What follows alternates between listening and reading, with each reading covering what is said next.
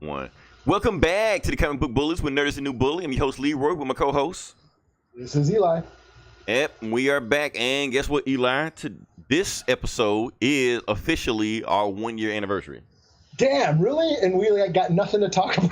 Right, we got nothing to talk about. And it was like it's like everything we talked about last week is like news this week for some reason. I don't understand why. Because we're just ahead of our time. We're ahead of the curve, ahead of our time. I don't know what it is, but yeah, everybody else catch up to what the Comic Book Bullies are doing. So you can have other stuff to do. Or maybe it's just the calm before the storm. How far away is it San Diego Comic-Con? Oh, it's like end of the month or end of July, right? Or the middle of July? Is it end of July, middle of July? I'm not really sure. I will say this. There was the Mississippi Comic-Con today. Oh, yeah, no shit. Yeah, I didn't go. I was too busy watching Luke Cage. But I saw it in the news, and it seemed pretty awesome. So one of my good friends, matter of fact, he actually one of the guests on the show, Melvin Robinson. He may or may not be listening. I don't know it like that. But he actually hosted a panel at Comic-Con. No shit. He was on the Falcon episode. Didn't know who Falcon was? Oh. Yeah, not to be confused with Cliff, who was cooking fish in the background while we were. I remember Cliff. Yeah. Yeah, this is gonna be just a clip episode. That's what it's gonna be. Like your favorite episodes on TV shows. Yeah. Yeah, I remember when Cliff was cooking fish on the podcast. We thought it sounded like his apartment was blowing up or something. Exactly. He was eating in the background. Yeah, I agree with everything. Yeah. Yeah. Fuck Superman. Fuck Lois Lane. Right. Oh shit. Yeah. Oh, don't forget my other favorite guest, Todd, who hates SJWs. So. Oh yeah, that was a fun episode. Yeah. Shout out to Todd. We reviewed the Defenders with him or something. Whatever it was, he hated it. We completely disagreed with it. I think it was the Harley Quinn episode. Oh, that's right. Harley Quinn raping Nightwing or whatever. Yeah. Well, somebody said it was consent. You said it wasn't consent. I can't remember what it was. It was something. Yeah, that was pretty awesome. Like I said, yeah, we got nothing to fill in the show, so we're just gonna go to the main part of it. Can we skip to the next part? Let's skip to it. Okay, so like I said, for those that listen to before we get to that, I do want to let you know I'm going to extend the prize, the raffle lottery we're doing right now. Unless you get it, I will do the prize at the end. But if nobody says anything, I'm going to extend it to next week, and I will tell you that at the end of the episode, and we'll keep going from there. That being said, we can cut to the next part of the podcast. That is the box office numbers. I'm going to read off these box office numbers, and Eli, give it to me. What we got? What's number one? Jurassic Park take it this week? Well, of course, Jurassic Park take it. People love dinosaurs. So, yeah. I used to love dinosaurs, too, when I was 5. Everybody did. Right. Wanted to be a paleontologist and stuff, yeah. So, yeah, Jurassic World Fallen Kingdom grossed $150 million, which is pretty impressive. A runaway with the rest of the box office. Number 2 was Incredibles 2, which actually held in pretty good with $80 million. So, it almost did $100 million in the second week. So pretty strong, even with Jurassic Park there. So that's pretty strong. Number 3, we have Ocean's 8. We have number 4, Tag, which is still hanging in there. That's pretty good. Number 5 is Deadpool 2. Solo. Solo is no longer in the top 5. Oh damn. So sad. Yeah. I'm still surprised it's even in the top 10. It's in the top 10, but it's like if you look at the rest of the top 10, you'll see why it's in the top 10 because there's nothing else to put it out of the top 10. Number 7, we have Hereditary, scariest movie of all time, supposedly.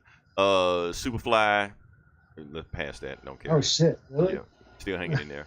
Number 9, Avengers Infinity War, still hanging in there. I didn't expect the Infinity War to drop down that far. I thought it was going to still be hanging in there, My brother finally saw it today. Really? Yeah, Fat T from one of my OG hosts of the Geek Sabs. He finally saw it today. Yeah, shout out to Geek Sabs. What took him so long? He kids and his car's been broken down and he can't get out. Wasn't able to go, I guess. So was he able to go without hearing spoilers? You know what? I don't know. I'm not sure. Okay. I mean, because it seems like if you watch the movie and you know the spoilers, it kind of, I don't know, it kind of takes the air out of the movie, really. The whole point of it is to watch it, with, fresh eyes, Yeah. So, I don't know. What was number 10? No, number 10. Oh, yeah, number 10, Won't You Be My Neighbor? Oh, the documentary on Mr. Rogers. Yeah, the documentary on Mr. Rogers. I think it was narrated by Tom Hanks. Oh, really? Okay. I actually want to see that. Yeah, I wouldn't mind checking it out. I mean, I was, more of a Sesame Street fan, but you know, I mean, you kind of got to watch them all at the same time. You know, you're fans yeah, of all of them, Mister yeah, Rogers and Sesame Street, and stuff like that.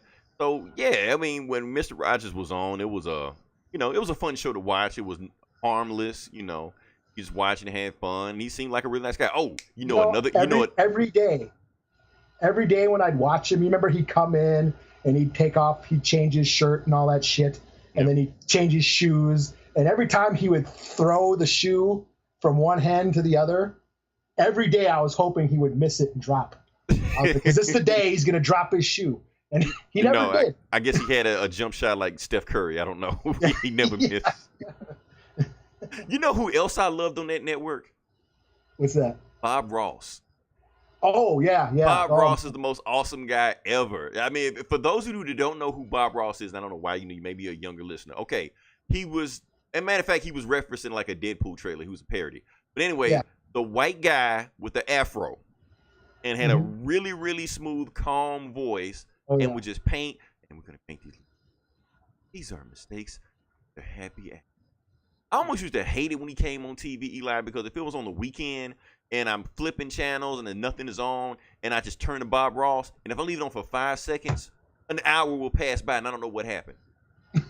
Yeah, because he had the ASMR, that whole thing going on with the tingles, and you get all relaxed and shit. Almost like you're getting high just watching his show. Yeah, it was like you get hypnotized. Like you try to change the channel, but you can't change the channel. Yeah. It's like it's stuck on Bob Ross. Yeah, his smooth voice. He had that deep, really calming voice. And then you hear like the paintbrush sounds on the canvas. That shh, shh, shh, shh. It was just like so soothing and relaxing. And I'd just be like sitting there just like, yeah, man, create that universe, man. And he was just so awesome. Like he would just make like 2 or 3 strokes. And he have like a full painting of trees and the rivers and the grass. And I'm like, I want to see what he paint next, And then, he's got the little easel and then the painting palette in his hands and stuff and just painting away. I'm like, man, Bob Ross is the devil. He really is, because I don't understand how 5 seconds turn into an hour and then another episode turns on. Then it's another hour after that. You're like, well, I'm just or maybe he's Buddha, man. You got all Zen and shit. I don't know what it was, but you know what? They did a Twitch stream on him for like 24 hours of Bob Ross. There's YouTube. He's on Netflix now. Like, I will not watch Bob Ross on Netflix. If I watch Bob Ross on Netflix, I'm going to come to my house the next 3 days. I threw his shit on and took a nap. I'm going to take a nap. I'll throw on some Bob Ross. That's it. Oh man, yeah, that was awesome. So let me see. Let's look back at these numbers and see exactly what we have. Let's look at Infinity War. Did Infinity War do anything special? Look like it's doing the exact same was before. It's still at 2 billion. It doesn't look like it's gonna catch Avatar. You know what? Somebody asked me a good question about Avatar. Eli, do me a favor. Quote a line from Avatar. Something about jujubes. I remember that. Was that it? Something. Everything on this planet wants to eat you up and chew your eyes, or like jujubes or some shit. That's like all I can remember. I mean, because Avatar is like the biggest anomaly in movie history, because it's the #1 movie of all time, but nobody can quote a line from it. Not a single line from it. Because it's all visual. Everyone just went to go see. It was like a ride. But at the same time, like there was no memes made of it or anything like that. Like, there's at least memes of stuff made or quotes taken from this movie and quotes taken from that movie, but nothing was made. Yeah, that was probably pre-meme world, right? Well, there's no such thing as pre-meme, because people would find an old movie and meme the shit out of it, and it'll become famous all of a sudden. Yeah, I guess. Yeah. I'm wondering if was I even on Facebook at the time? I'm pretty sure I wasn't. I know I wasn't on Facebook at the time. Here's the thing. I might have been on MySpace still. I didn't even see the movie in the theaters. Oh, really? I didn't even. I don't know what the fuck was going on with me at the time. I've never heard of the movie at the theaters at the time. Oh, damn. Well, you say you ain't got like the IMAX and shit at your town, right? I don't have IMAX. We don't have this stuff like that. But like I said, I don't really think I was in the movies at the time. I might have been going through some personal stuff or something. I don't know. But I don't even remember that movie hitting the theaters. All I remember is when it came on HBO or Blu-ray or some shit like that, I watched it and I was like, whatever. But then Oh, I hear yeah. later on it's the highest selling grossing movie in time. I'm like, wait, what? That movie? Yeah. Like because Well, when I watched it, I yeah. barely remembered it. You know? Yeah, I saw it in the theater. Yeah, IMAX, fucking 3D and shit. And I wasn't that impressed. I mean, I thought it was. But they say that's the only way to watch it. Yeah, and that was like that started the whole 3D boom. After that, everything went 3D. Everything was in 3D after that. Yeah, but And they kind of half-ass 3D nowadays. What they do is that instead of like making a full 3D movie, they just take like a regular movie and then just throw some 3D effects on it like that, and you can tell the difference. Yeah, like Avatar was made to be in 3D, but I was like, that's the gold standard. I wasn't impressed, so that's why I don't really care about 3D movies. You know. Yeah. It's just a waste of money to me. You know what was the most awesome 3D experience I saw in a movie? What's that? The second G.I. Joe movie. Oh, I didn't see that in 3D. I did see that in the theater. Okay. You had to watch it in 3D. Now, look, when I mean the second G.I. Joe movie, not the entire movie. The entire movie was garbage. I meant that it was one sequence in the middle. You know when Snake Eyes was doing the mountain running from the other ninjas, stuff like that? With the ninjas and that shit. Scene. Yeah. Watch that scene, just that scene alone in 3D. That's the best part of the movie, yeah. That's the best part of the movie. If you watch that scene in 3D, it's like you're in a theme park. You're on a ride, a roller coaster. You're like, whoa, this shit is awesome. I saw the movie twice just for that one scene in 3D. Because it was so, so this is what 3D is supposed to be. Matter of fact, they said the reason there was so many reshoots because they just wanted to go back and reshoot just that one scene. And that's why Rock had limited scenes. Those Fast Furious movies, stuff like that. But anyway, if you have a 3D TV or anything like that, watch that one clip from the second G.I. Joe movie, and I promise you'll be amazed. That's the way IMAX is supposed to be. Now, here's the thing: did you see Infinity War in IMAX? No, okay. Just.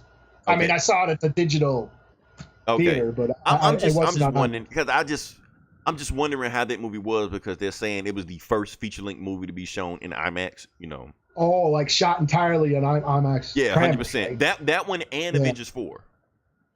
Okay. When they both come out. So I was just curious, like, is it going to be some mind-blowing experience, You know what another awesome 3D movie I saw? What's that? Gravity.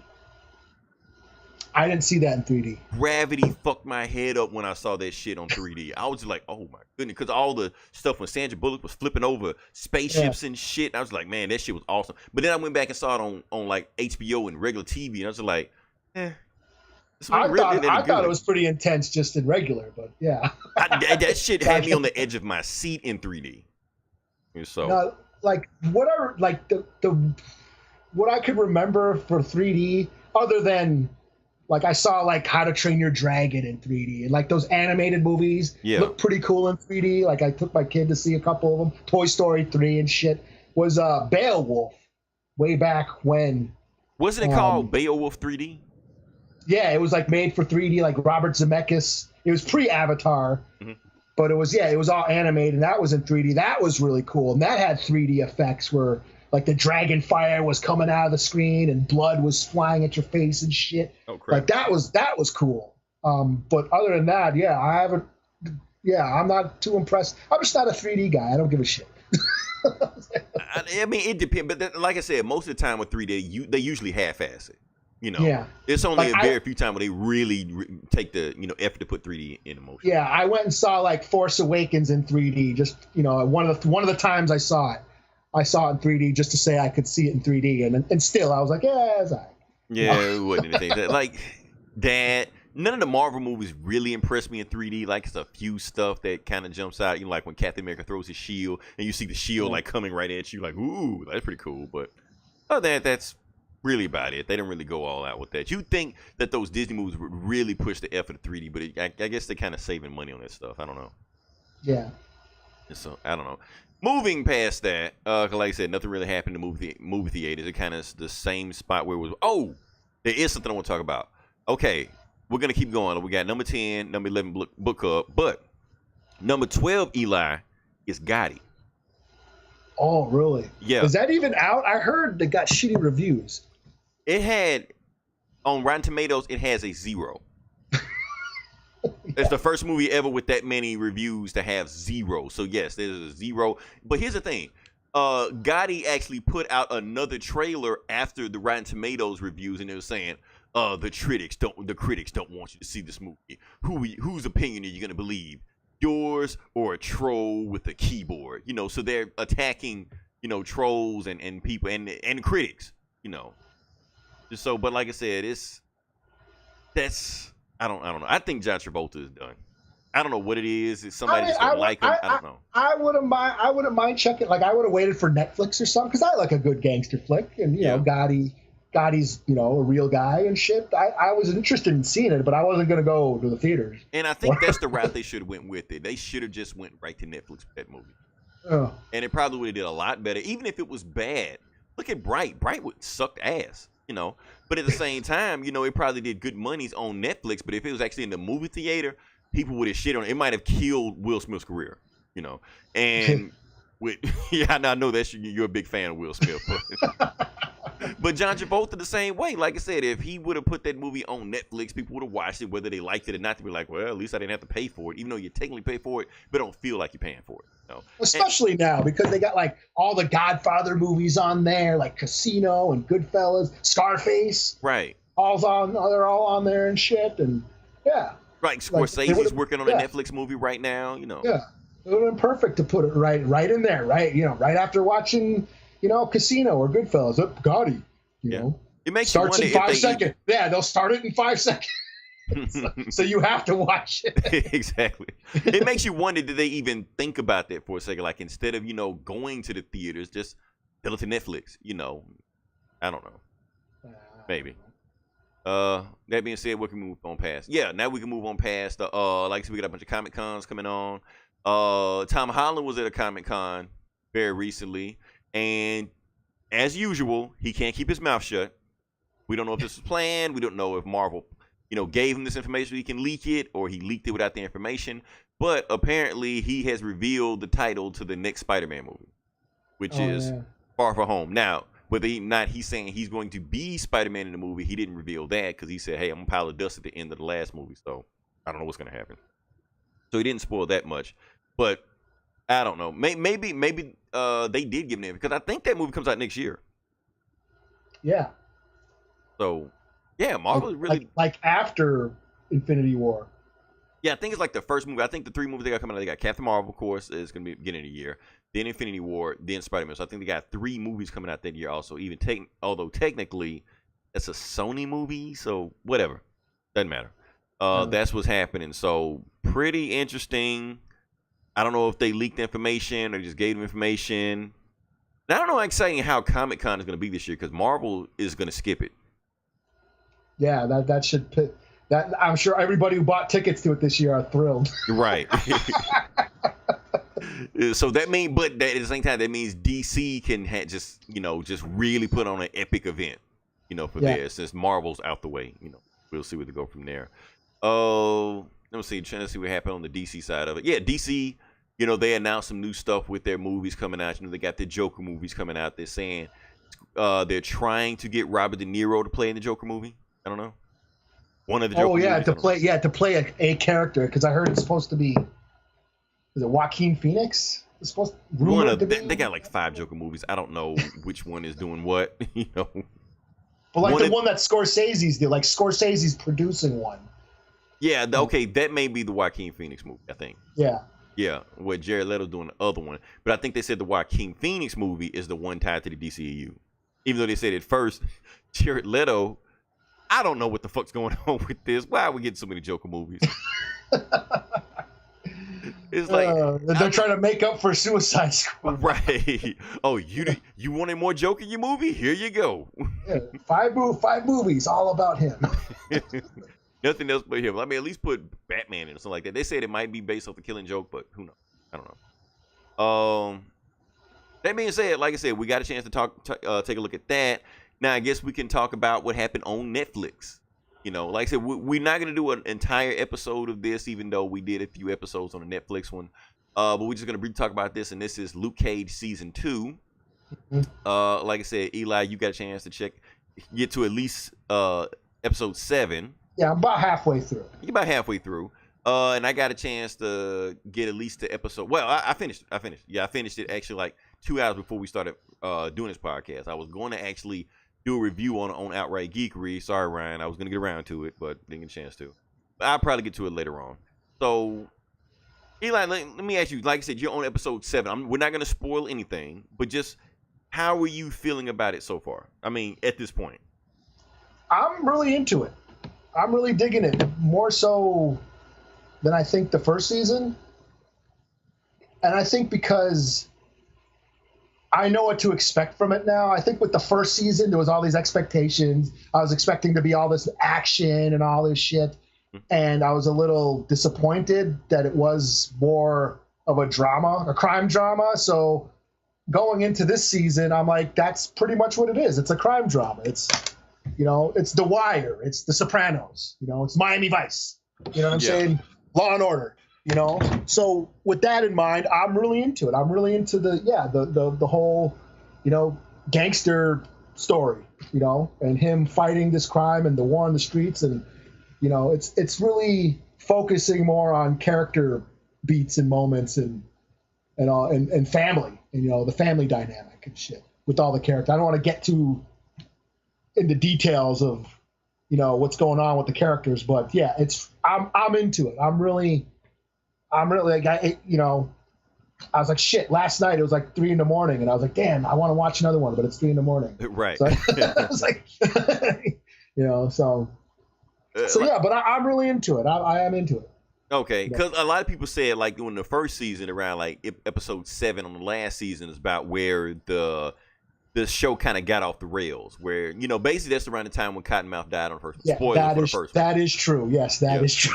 And then Dynamite came nowhere, and the show and you should look like, wait, what? What the hell is happening? Well, let's clarify that. After Diamondback died, there was like another 2 episodes of Luke Cage like going through wasn't he like going through flashbacks again? He was like going through flashback. One episode they was cooking him like a rotisserie chicken. Like entire episode, Yeah. So there was like a couple, like a really like the show really took a long pause and break and like, okay, the momentum was going, and then it kind of just stopped. Right. For like it really felt like they didn't have enough material for 13 episodes for that first season. Yeah. So, or they didn't know how to pace it out or drag it out. Now, as far as what I say about season 2, like I said, I'm not going to spoil anything, just what I think. Eli, I agree with you. In my opinion, season 2 is better. Okay, yeah. I think season 2 is better. I think the story is better overall. I thought the show was going to suffer without Cottonmouth, but I don't think it did. I think the show had enough compelling characters that it kind of was able to take care of. Misty Knight, it seems like she got more screen time this time than she did in the last season, so she kind of helped carry the show also. Alfre Woodard, even though she is overacting her ass off this entire time, I enjoyed it. Yeah. The stuff she was doing. You made it to Bushmaster, right? Yeah. To me, Bushmaster is the same comparison like it was in the Dark Knight series with Joker and Bane. Like I said, Cottonmouth was that screen presence. He's going to give these like long dialogues and these speeches that you're going to remember, and he's going to chew up scenery when he's on the scene. And that's how the Joker was. But when Bane came on, Bane had that physicality when he came on the screen. You didn't know what was going to happen. Yeah. So he was going to whoop ass and it catch your attention. Same thing with Bushmaster. He didn't have that charisma that Cottonmouth had, but it's the same thing. He got that physicality that when he shows up on the screen, like, oh shit, Yeah, he looks creepy at times. You're right. And he's got the whole Jamaican voodoo thing going on, and just how they play into it and stuff. I was like, that's pretty cool. Can I give you one, not spoiler, but can I just give you one insight on one character? Sure. Okay. Nightshade. Oh, okay. I haven't gotten that. I heard the name. I heard the herb mentioned.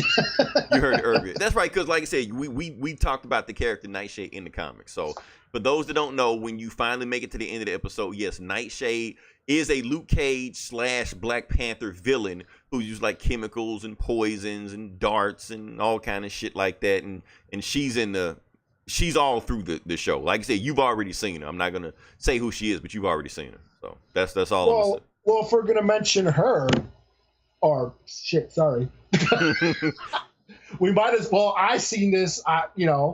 We might as well mention spoilers. Piranha Jones. What's special about Piranha? Well, he's on the show. I mean, I know he's on the show, but is he a thing, a guy in the comics? I guess he's he was once a Punisher villain at one point. Was he? Okay, so he's in, because that sounds like a comic book type name. You know, yeah, but in the comics he had like sharp teeth.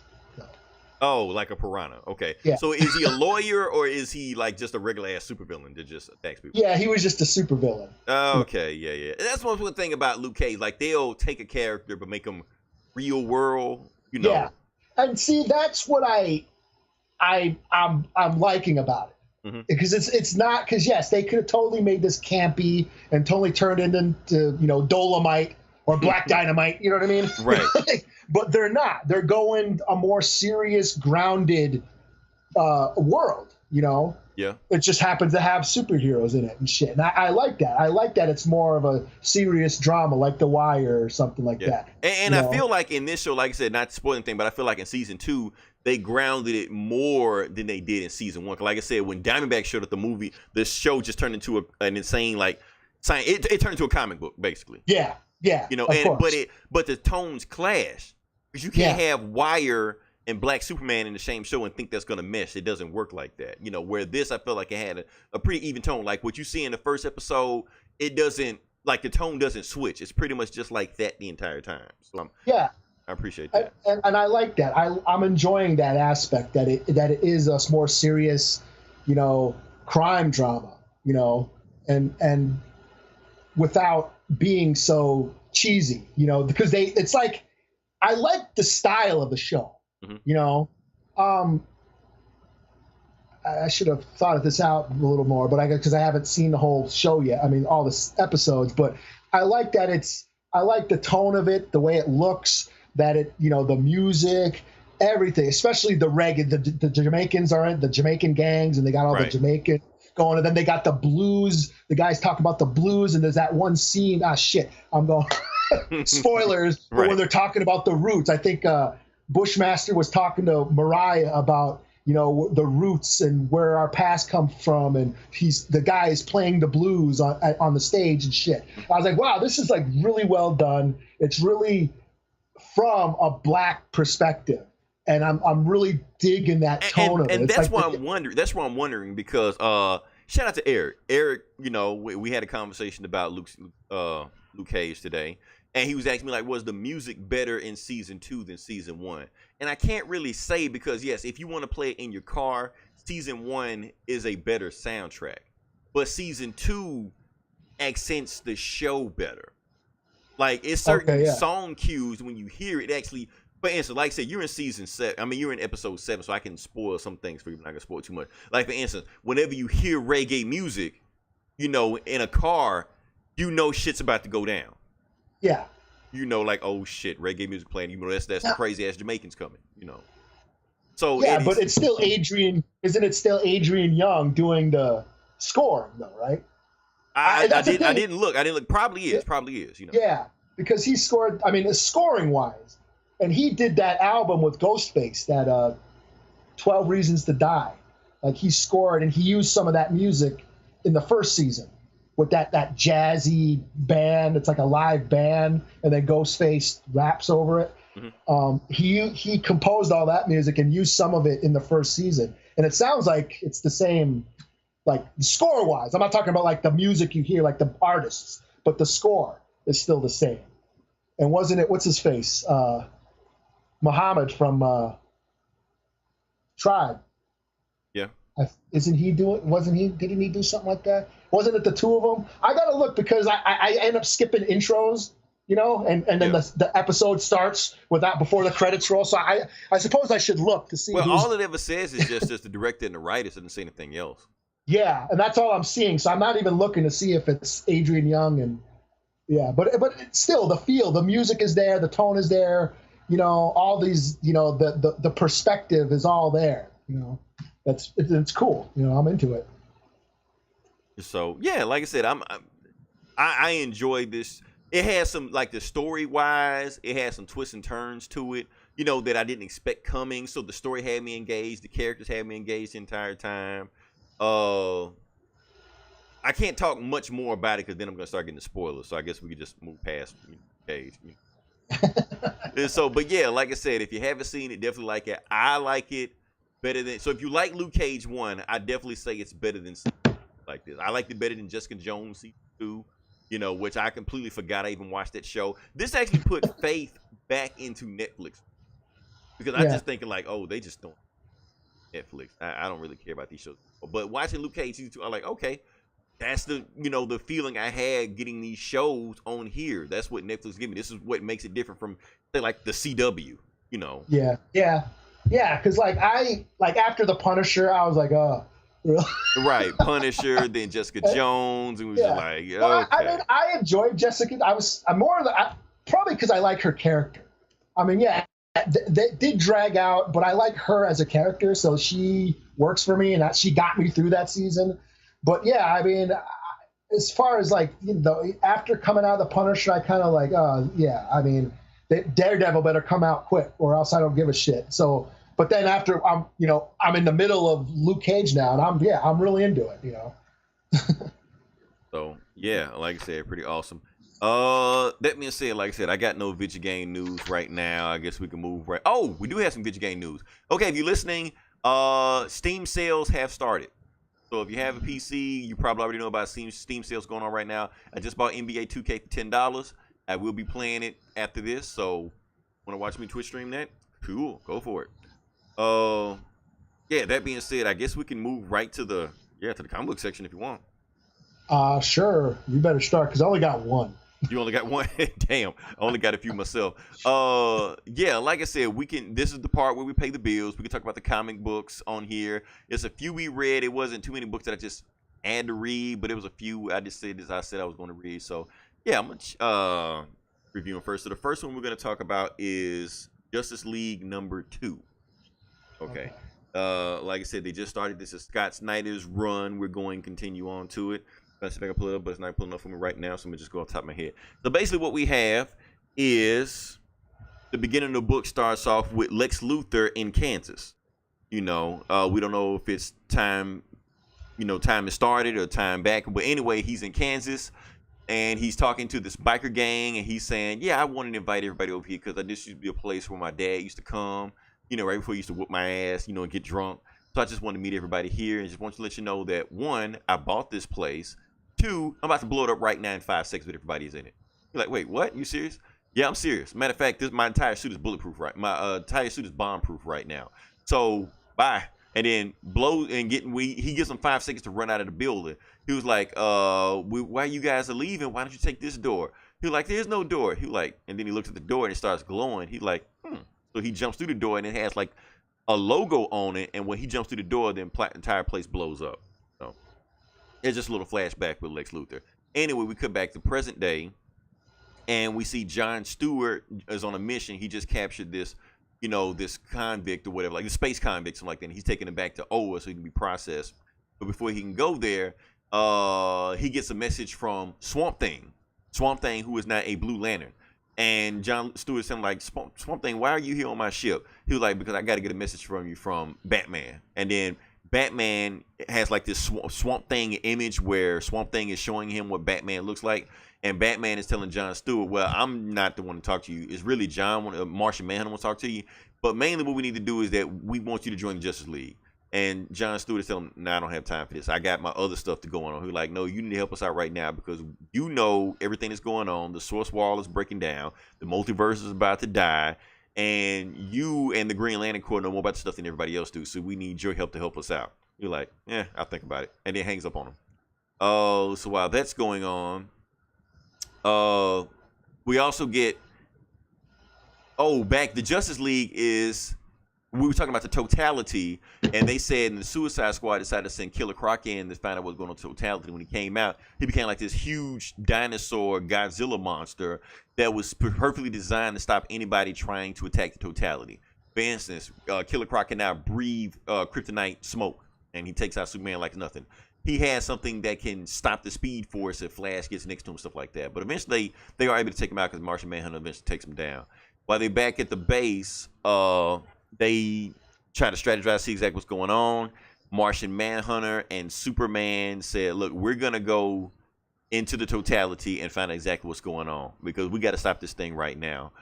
But we're not going to take everybody. We're just going to take a few people. Just me, Martian Manhunter, and Batman. Like, where's Batman? Oh, yeah, Batman is in this tiny ship that Adam fixed for him. He's actually in my eyeball right now. Like, wait, what? Yeah, Batman's in there right now. And we're like, and then Martian Manhunter, like, hey, Hawk Girl, you want to come too? Like, where am I going to ride? Oh, you're going to ride inside me too. So they make a little ship for her. And, yeah, they jump into the totality, and that's it. Some other bullshit happens, but like I said, it's Scott Snyder book, a bunch of convoluted shit. Give the book give the book a 3.5 out of 5, man. It's art was cool, but who's doing the art? I don't know who's doing the art. Let me see. Who's doing the art? Because the art is cool. George Jimenez, who's a pretty good guy. I mean, who's pretty good artist. So, but yeah, it's just more Scott Snyder isms. I don't know, man. I don't know.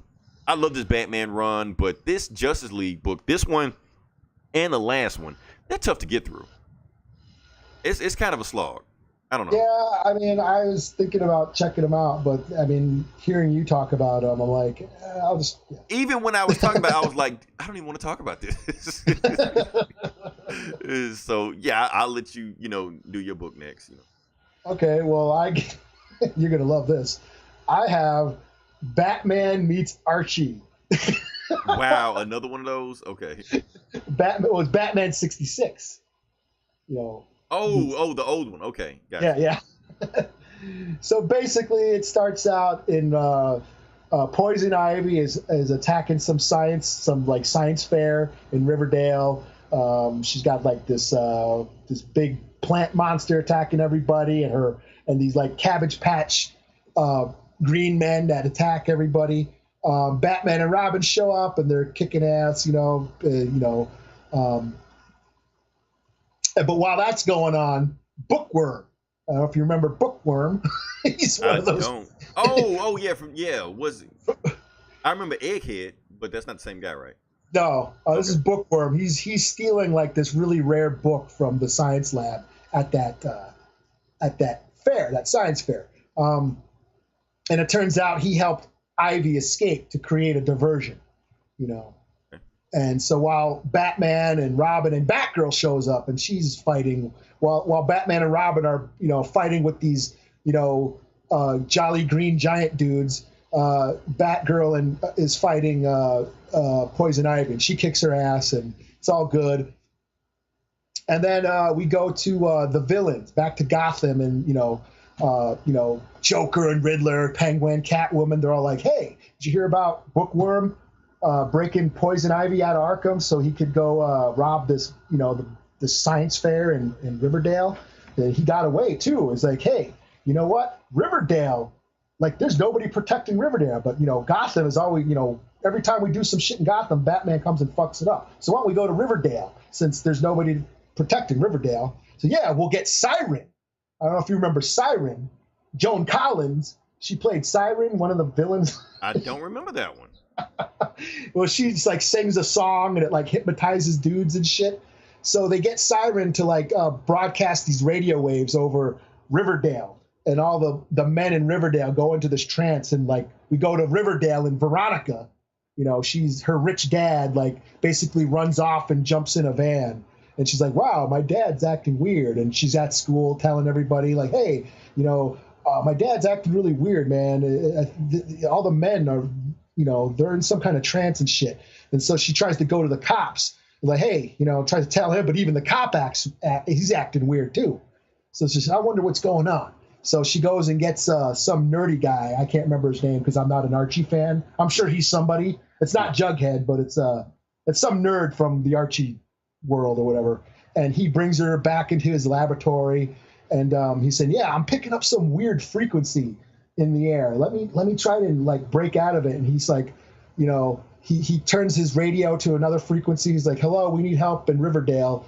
And then it's like, hello, son, you've reached the Batcave. And it's Batman.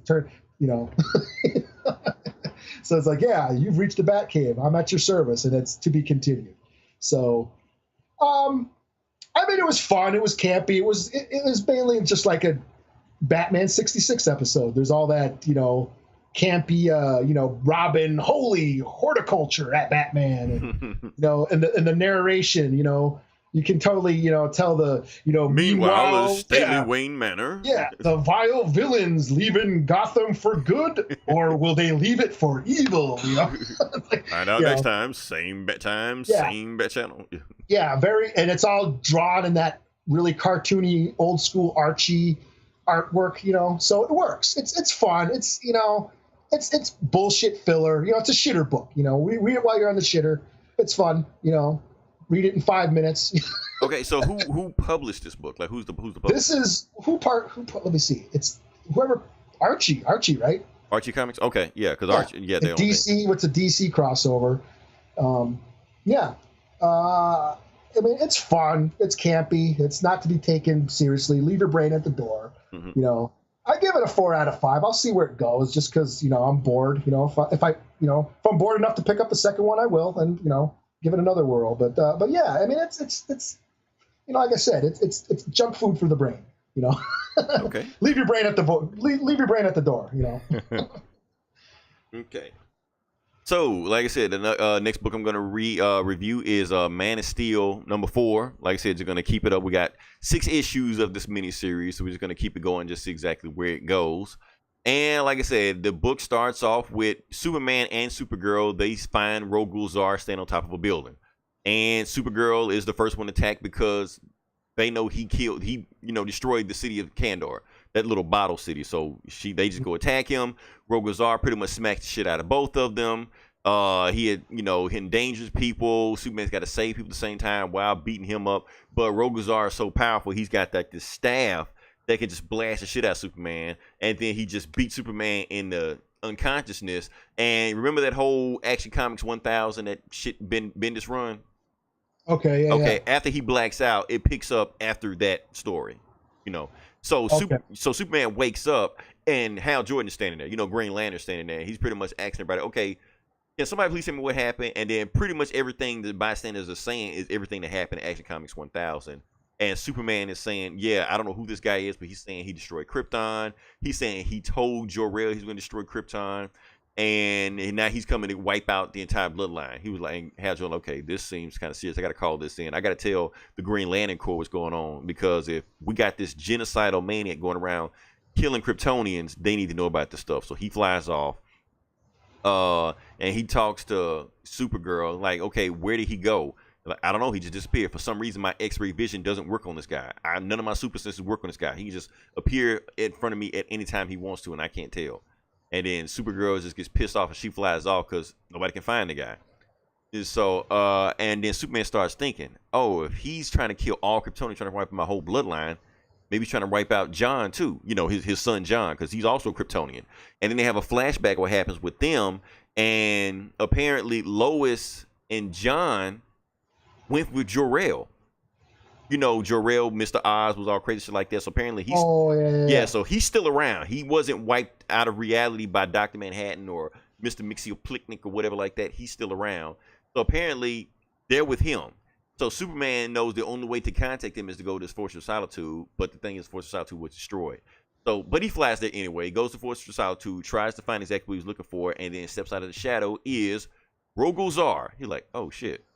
He was like, why did you come back here? He was like, because I'm trying to contact somebody, but you destroyed my only contact of getting them. He was like, well, do you have kids? He was like, oh, you trying to get in my head again? Because if you do have kids, I'm going to kill them too. They're like, oh, really?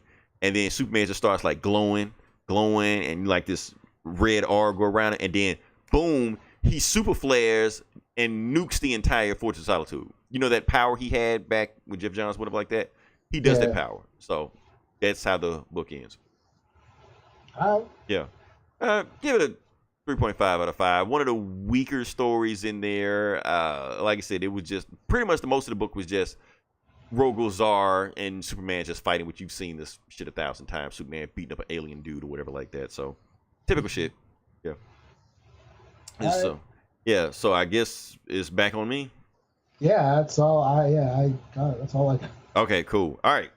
So I guess this is the book of the week. Since we were talking about Luke Cage, I guess we'll stick with the theme of Luke Cage. What we're gonna do a throwback book, a blast from the past, and we're actually I'm gonna do 2 issues. This is from the 1972 run of Luke Cage, Hero for Hire, issue number 8 and issue number 9. For those that don't know, this is pretty much regarded as the greatest Luke Cage story of all time.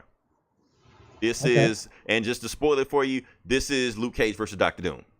And I'm going to give the whole background of that. So basically what happened is, Luke Cage is doing Luke Cage shit, taking jobs, stuff like that, being a mercenary for hire. You see he's with his girlfriend, Claire Temple, stuff like that. And then he gets stopped on Broadway by this guy, by this European guy, Eastern European guy that says, look, I need you a job for me.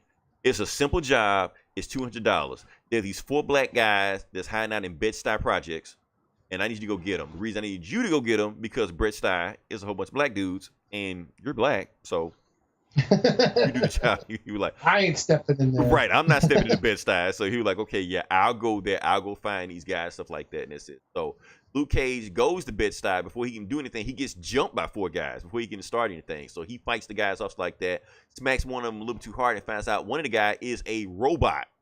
Some kind of, robot, stuff like that. He was like, wait, what the hell? So he beats the rest of the guys, and he finds that they're all robots, and then they actually take off. He was like, okay, this is way harder than what I thought it was. So he finds the guy, the Eastern European guy that, gave him the job at some kind of, party, stuff like that. So he breaks into the party, smashes this shit up. He was like, you didn't tell me I was going after robots. If you talking about $200, I'm going to charge you more than that. And then before he can get mad at the guy, security can grab him, out of the shadow comes Dr. Doom. Dr. Doom shows up. He was like, why are you attacking my general? He's like, what are you talking about? Yeah, I'm the guy that told him to tell you to get the job. Because, like I said, these robots still on loose, and now they're really hiding in another side of projects. But, of course, I can't go there. But you can because you're black. So you go do it. And if you still do it, I still pay you the $200. And then he thought about it. He was like, well, I did get the job, but it's a supervillain giving me the money. I don't even know if I should take this job. But at the same time, I kind of need the money.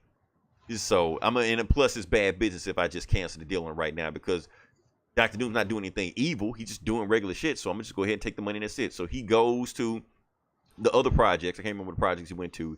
He finds the robots, beats the fuck out of all of them, like destroys them all and shit like that. And then he was like, I don't even like this shit. So Luke Cage is super pissed at this point. He goes back to the place where the guy was. He was like, all right, where's Dr. Doom, man? Because I'm finna whoop his ass because that shit was some bullshit he put me through. And then this guy that he was talking to, he was like, oh yeah, Dr. Doom, he saw on a video camera the whole time you taking out the robots, and he said he wanted to say thank you. But at the same time, Dr. Doom has this rule that he didn't have to pay anybody. He didn't feel like it. So he's already left by the time he even got here. He's like, wait, what? So, okay, no, Dr. Doom is going to pay me my money.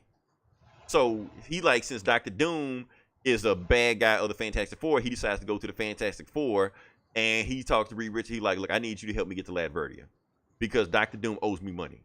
Like, okay. So he just gives Luke Cage a rocket, shoots into Latveria that's pretty much autopilot control there. He goes down there, and the thing is there's this robot civil war with the Doombots and stuff like that. So they're trying to overthrow Dr. Doom, and they're attacking the castle, stuff like that, and Luke Cage is involved with all that bullshit. But somehow they get him into the Doom Castle. They get them into the Doom Castle. Dr. Doom is just sitting there chilling, and he looks up and he sees Luke Cage. He was like, what the hell? I knew when I heard stories about some crazy black man in a Fantastic Four car, it had to be you. And then Luke Cage folds his arm looking at him. Where's my money, honey? And then they're like, you did all this shit for $200? I'm not giving you shit. And then they just started getting to fighting and stuff like that. So they started fighting. Dr. Doom is actually beating the fuck out of Luke Cage because Dr. Doom is still Dr. Doom. Luke Cage thinking about, okay, yeah, he's whooping my ass, but it's saying, hey, he's got to have a weakness. So he's thinking like, okay, maybe and then he gets one good shot at him on his rib cage. He realized he dented the thing just a little bit. He's like, tell you what, if I can get enough good shots in that same exact spot in Dr. Doom's rib cage, maybe I can cause enough damage to stop him fighting. And he able to get him enough shots into that actually deactivates, Dr. Doom's suit and stuff like that. He was like, oh, okay, Luke Cage, I'm done. So what do you want? What do you want? You finally beat me. He was like, okay, give me my $200. You're like, what? Yes, that's all I want. Give me my $200. This ain't about the money. It's about the principle. Give me the $200. And so he pulls out his purse or some shit like that. Give him $200. And Luke Cage says, thanks. He's like, but wait, what about the robot revolution? I give you more money if you stop them. You're like, that's not my problem. So he leaves, and all the robots and the Doombots outside of the Dr. Doom base flood the area, and we don't know what happened to Dr. Doom after that. Well, of course, we know he died, but whatever. So, yeah, that's how the book ends. He goes back to Harlem with $200 in his pocket, and that's it. So, pretty cool story. I mean, like I said, it was just awesome watching Luke Cage go at Dr. Doom, because up until this point, he wasn't fighting Dr. Doom. He was fighting dudes like Shades and Comanche and Black Mariah and Diamondback, whatever like that, like made up dudes. But this time he felt like he was going to the big league. So, and the thing is, it's the cool story because it felt like $200. $200 don't seem like a lot. It's not a lot. It's about the principle of it. It's about the respect of it. And I also like the story because in this story, like, Dr. Doom is like extremely racist in this shit. That's another thing about it, which I think Luke Cage wanted to whip his ass about. So, yeah, pretty cool story. Like I said, for that one, 4.5 out of 5. Still my favorite Luke Cage story I've read, just because of that one scene that was in it. So, yeah. I got nothing else. You got anything? Nah, I'm done. Okay. Yeah. As far as books and shit. Yeah, like I said, we reviewed all the books. We talked about the show. We may talk about Luke Cage next week or some more shit. I don't know. Or maybe there'll actually be some real news that happens that we can talk about, because it seemed like everything was just in, slow motion this week. So, yeah, like I said, if you listen this long, definitely like, share, and subscribe. We have other podcasts. We have our sister podcast, Geek Sab. Definitely listen to what they have going on. So many other podcasts we have. Definitely go down the list. I will tell you this Geeks and Comics has changed their format. You will see Ryan now on Comic Cast, and Geeks and Formats will do something else, but I'm not really sure what they'll do. But you'll hear about them later on. As far as the contest we're doing, like I said, we are still doing the contest. I'm still giving away the game Horizon Zero Dawn on PlayStation 4. If you can tell us the end song that we'll be playing on this episode, you will win the Horizon. You'll get a free game. Hey, it's easy. It's simple. I'm not advertising this stuff. This is just like an appreciation for those that have listened to the podcast this long. If I don't get anything or anybody answer on this one, then I'll just keep doing the podcast, keep doing the contest until somebody gets it. So it's easy to win. It's not like a 1,000 people or 2,000 or 1,000,000 people in the contest. If you in it, you're probably going to win it. So, just that simple. That being said, this is Leroy. This is Eli. And we will talk to you guys next week. Same bullet time, same bullet channel. Cool. All right. Stop the... No, this is